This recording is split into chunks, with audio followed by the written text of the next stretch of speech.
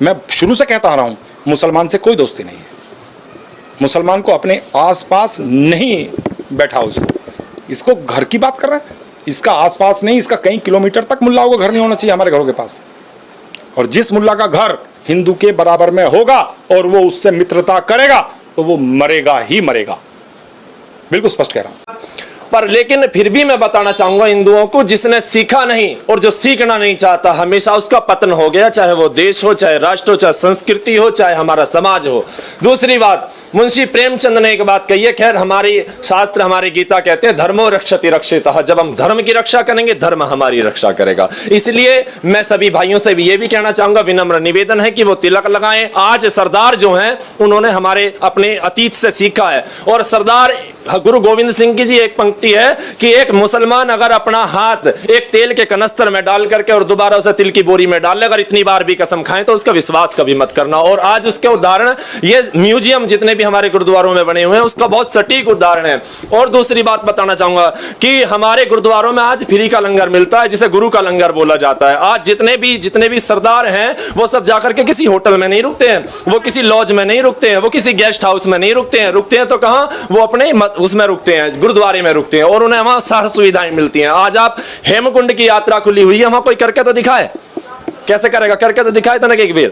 तो कहने का मतलब ये है, परंतु मुंशी प्रेमचंद जी की बात है कि अगर हमारा कोई निवाला छीन लेता है तो हमारा धर्म बन जाता है कि उसके मुंह से वो निवाला छीनना, उसके मुंह से वो निवाला निकालना। तो आज समय वो है जो मुंशी प्रेमचंद जी ने लिखा है। ये नहीं है वसुधैव कुटुंबकम, ये तो अलग बात है। ठीक है, हम सारी धरा को अपना परिवार मानते हैं, लेकिन आप एक बात तो बताओ, जो 1400 साल पहले यहाँ आए हैं उन्हें कैसे अपना मान ले हम, उसे कैसे कुटुंब का हिस्सा मान ले हम? क्योंकि हमारे कुटुंब का हिस्सा हमारा सनातन है। सनातन का मतलब प्राचीन है, और प्राचीन सिर्फ हिंदू धर्म है, इसके अलावा और कोई भी धर्म नहीं है। तो छोटे छोटे संगठन है, ये तो छोटे छोटे बलात्कारी हैं। अगर इस सोच को देखा जाए तो सोमनाथ का मंदिर 17 बार महमूद गजनवी के द्वारा न लूटा जाता। जो गजनी एक, मैं ये कह रहा हूं जिसकी कोई औकात नहीं, जिसे एक हमारा राजस्थान फेल कर दे, उस गजनी के लुटेरे ने लूट लिया, उसकी औकात क्या थी मेरी समझ में नहीं आती। लेकिन हमारे जो पंडित भी ये कहने लगे कि हमें तो हमारे शास्त्र बचा लेंगे, हमें तो हमारा जो है ना शंकर भगवान बचा लेंगे। मैं ये कह रहा हूं कि उस शंकर की भी रक्षा हमें ही करनी पड़ेगी, जब वो शंकर हमारी रक्षा करेगा, अन्यथा ऐसा कोई नहीं आएगा। शंकर जी ने तो हमें पैदा किया है,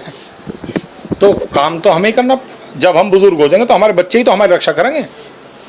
तो आज उन्हीं युवाओं को कहता हूं, और जो ये नुपुर शर्मा का जो ये एक ढोंग कर रहे हैं ना कि नुपुर शर्मा का ये लगाया, स्टेटस लगाया और हत्याएं कर दी, ये सब सोची समझी साजिश, ये केवल और केवल साजिश है।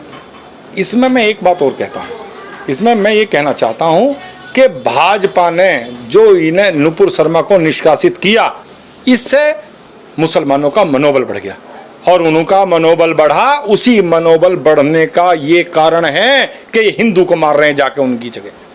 बिल्कुल भाजपा को उसका साथ देना चाहिए था।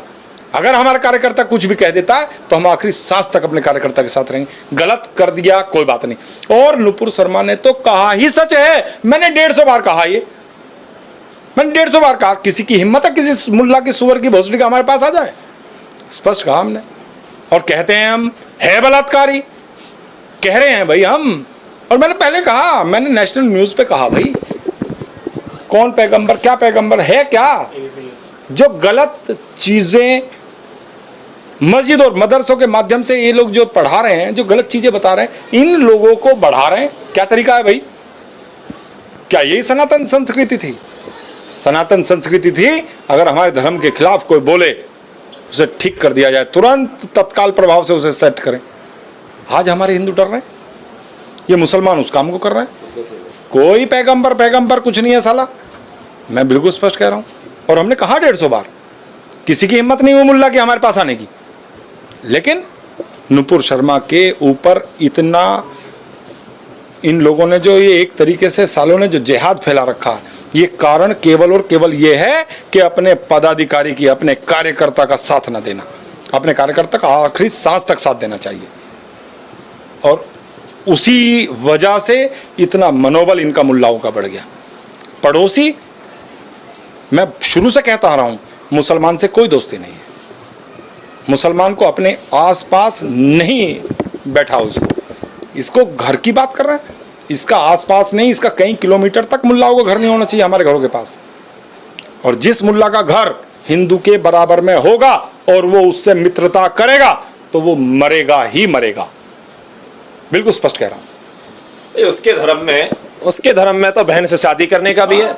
आप बताइए भाई, वो तो अपने धर्म के मार्ग से चलेगा। और रही दूसरी बात, वैसे भी दोस्त की बहन है तो दिक्कत क्या है, क्यों? और इसके सटीक उदाहरण आज भी ज्यादा दूर जाने की जरूरत नहीं है। सीलमपुर का क्षेत्र, जिस भी गली में एक भी हिंदू का घर रह गया तो कभी उसके घर में मास्क फेंकेंगे, कभी मास्क का टुकड़ा फेंकेंगे, कभी उसके घर में गाली देंगे, कभी उसके घर के बाहर जो रात को दारू पी के खड़े रहेंगे, तो अगला तो छोड़ के जाएगा ही जाएगा ना। और दूसरी बात मैं बता दूं, ये नेताओं से तो कोई उम्मीद की नहीं जा सकती। नेताओं से क्यों उम्मीद नहीं की जा सकती, आप बताइए?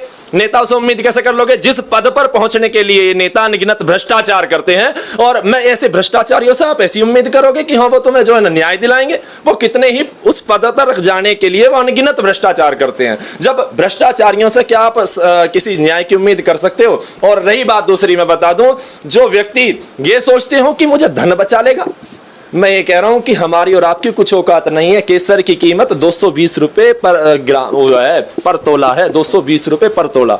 और मैं ये कह रहा हूं कि 22,000 रुपए किलोग्राम। और जिस 22,000 किलोग्राम के जो है बाग के बाग छोड़ करके आने पड़े उन्हें कश्मीर में, आप कैसी बात कर रहे हो? इतनी तो हमारी औकात नहीं कि इतनी महंगी चीज कोई हमारे घर में रखी हो। क्या वो तो उनके खेत में होती थी चीज, ठीक है ना? तो ऐसे ऐसे व्यक्ति अगर ये सोचते हो कि हम बाहर भाग जाएंगे, हम फार्म हाउस है हमारे तो बाहर पड़े हैं, मैं ये कह रहा हूं कि उन्हें भगने का मौका मिलेगा तब भगेंगे ना। कहां भागेंगे बताओ आप मुझे? तो कहने का मतलब ये है कि हर तरीके से समझना होगा, साम दाम दंड भेद सारे अपनाने पड़ेंगे। क्योंकि हमारी चाणक्य नीति है, हम विदुर नीति से बहुत चल करके देख लिया, दो ही नीतियां चलती हैं, चाणक्य नीति और विदुर नीति। जब हम चाणक्य नीति से अब चलना ही चलना पड़ेगा, इसके अलावा हमारे पास कोई और रास्ता नहीं है। जय श्री राम। जयकारा।